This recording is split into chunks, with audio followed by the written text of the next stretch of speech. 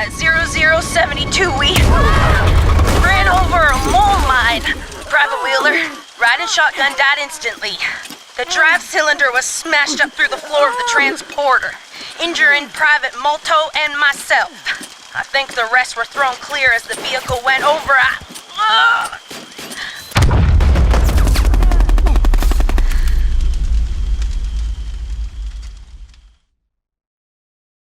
2000 AD has always had 5 or 6 strips in it. And I think one of its greatest assets has always been the fact that it is an anthology. And it is sometimes the great range, the surprising range. You can go from ultra serious to horror, to fantasy, to something extremely lighthearted and comedic, to something very satirical, all in the space of one weekly comic. And I think in the ones that the Penguins picked, they are a really good cross-section of that. Sláine is extraordinarily well done fantasy. Sort of sword and sorcery with a wonderful folkloric background to it. Halo Jones is just an amazingly inventive story with a very strong female character in the middle of it. So that's terrific. Judge Dredd is the 2000 AD strip. So in that, it's almost like what Penguin's doing is a great issue of 2000 AD. And that's how an anthology works, and that's why 2000 AD has been going since 1977. We pulled all the text out of the actual comics, literally, and just formatted them into a drama sort of script.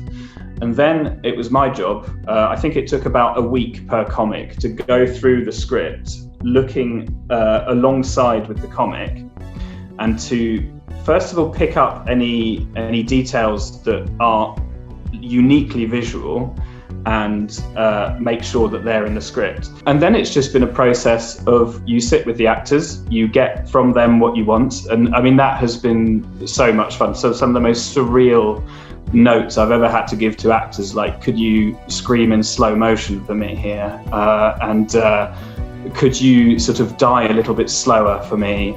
The whole job of directing these things is you've got to bring the actor into what you're hearing.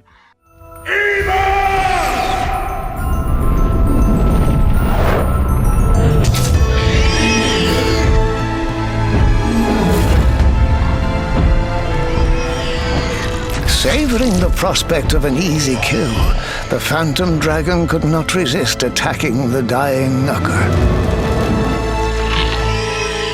For a few moments, Sláine's serpent regained something of its old savagery, before plunging to the ground in its death throes.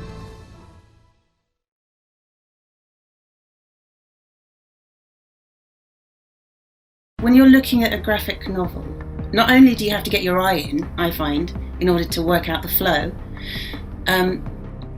but you sort of subconsciously, and I didn't realise this until I'd recorded it, that every character, even though you might have the most amazing imagination ever, every character is a tiny little bit of you, because you're voicing them in your head. And so in terms of their emotions or where they go, they're really only going to go to the places that you would allow them to go to. I was already told they wanted me to just use my own voice, which is a sort of amalgamation of all accents anyway. I don't really have an accent of my own. It tends to be whoever's I'm talking to.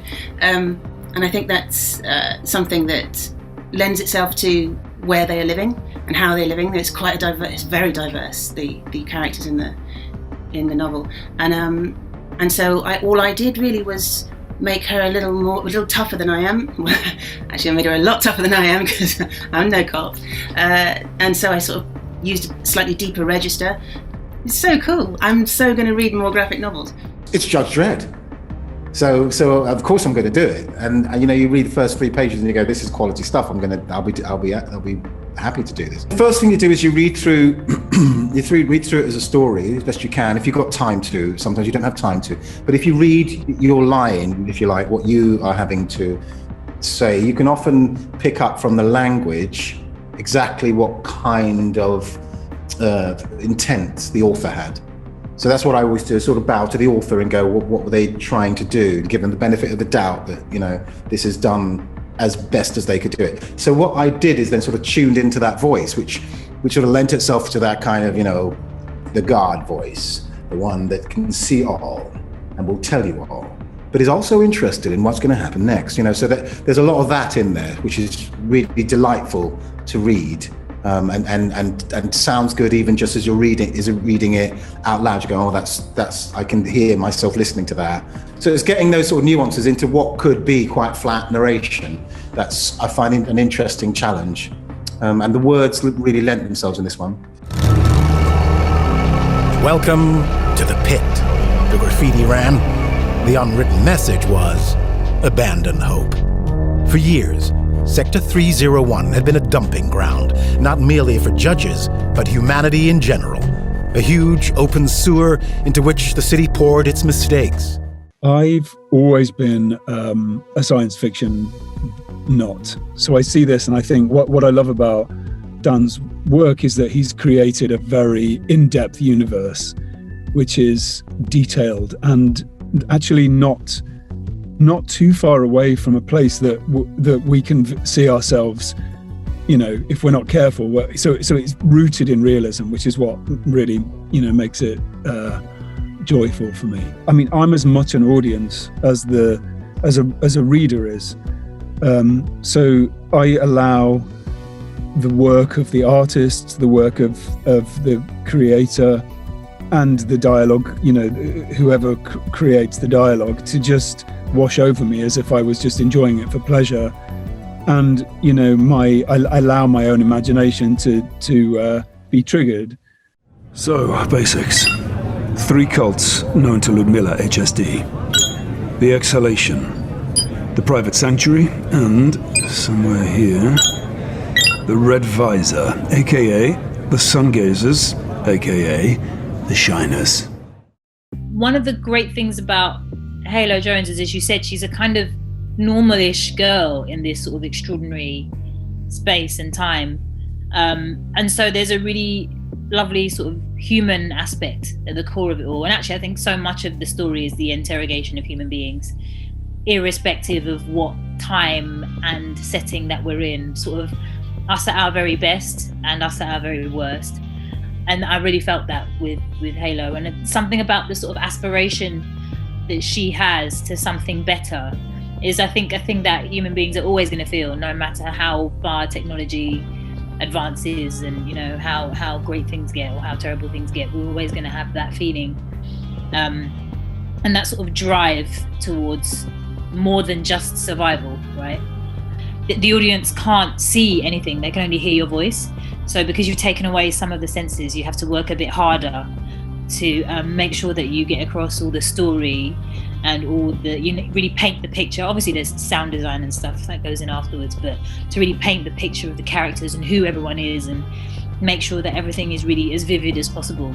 For me, book 3 was interesting because it's quite a big shift in tone, and it really is the place where I felt like, you hear more of Halo's voice in that through her diary entries, but that's really the place where you start to feel her consolidating some of the things she's been through and some of the things that she's learned along the way.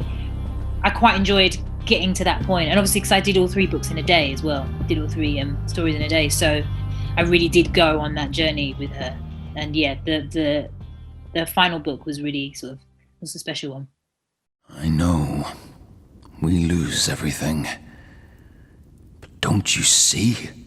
There's no shame in losing. It's only sun heroes who've taught us there is. Sun heroes are so obsessed with winning, they'd even beat a blind man at a game of wooden wisdom, because they're afraid of failure, of death. They have to conquer everything in their path, riding on until there's nothing left to destroy. When you do have something, when you've got visuals there, why not have them to hand? I had a picture of Sláine in front of me for the whole one that I particularly thought was captured him, and I had that here the whole time, for example. But in terms of the playing of it, I found it better to have my imagination of each scene as opposed to having like a storyboard of what it might be like. So yeah, but I think it's because the scripted adaptation of it was very visceral and very real. It was very easy for me to be able to do that, and imagine what some of these creatures like the Sly Feg might actually be like.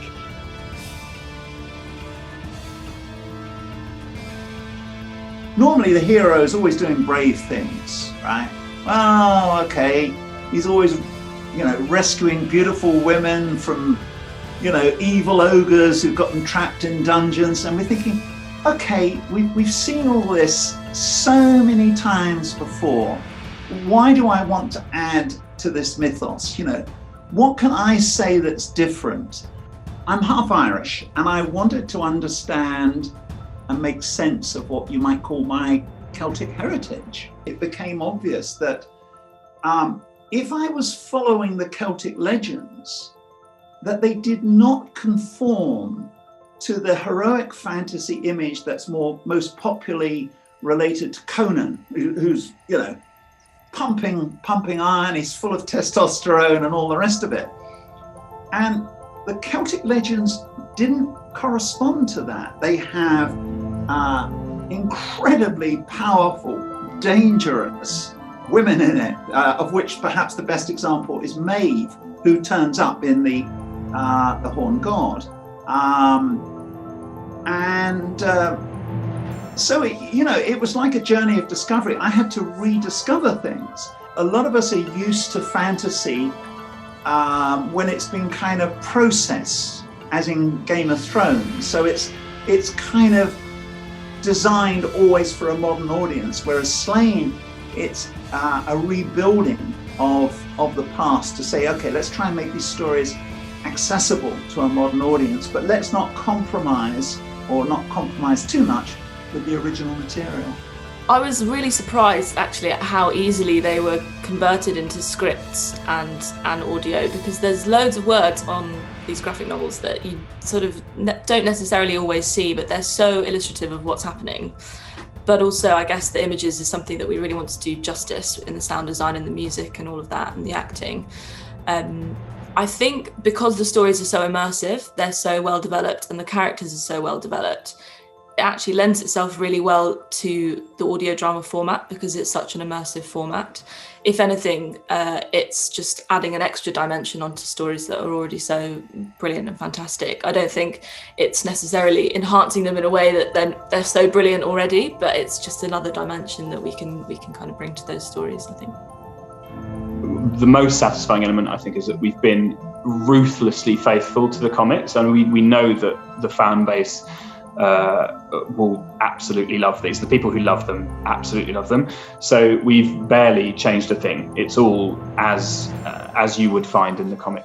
When you take something from one medium to another, you can be truthful to the spirit of the thing that you're taking it from, but you have to kind of, there is going to be an element of you in that story. So whoever takes that on and whatever they do with it, it's going to be their take on that. And I like it because it's like traveling from one campfire, telling a story, and then hearing somebody take it to another campfire and tell the same story but their way. And that's what stories are for. That's why we tell stories. That's why we scream them into the void so that somebody can hear it and tell it to somebody else. So it's. I think I'm all for that. Even if something does have a long standing and a love from people, that if it's being told in another medium, then that's a whole other way of experiencing the story. We know our beloved novels, books, or whatever that we have, particularly novels, because we create the image, the sound of these characters ourselves. But ultimately, I think it's always the journey and the love, and there's a lot of love behind this project, I think, to bring it to ears as well as eyes. And so I think it's a whole other way of experiencing it, which is an exciting thing to be a part of. Mega City 1. 800 million people, and every one of them a potential criminal. The most evil, violent city on earth. But God help me, I love it.